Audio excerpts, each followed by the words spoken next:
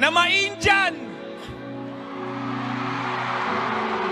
Maraming tao, hindi na sumali, tinawag ka pang tanga. Kung meron dito na sinabi sa kanila na magpe-pay na pero hindi natuloy, yung pinapagalitan sa bahay nila, yung mga tao na kahit anong mangyari lumalaban, darating ang panahon, pag maganda na kotse mo, pag maganda na bahay mo,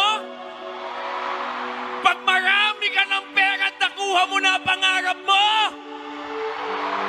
tatandaan mo lagi, lahat ng taong nang maliit sa'yo, di mo na sila kailangan murahin para makaganda.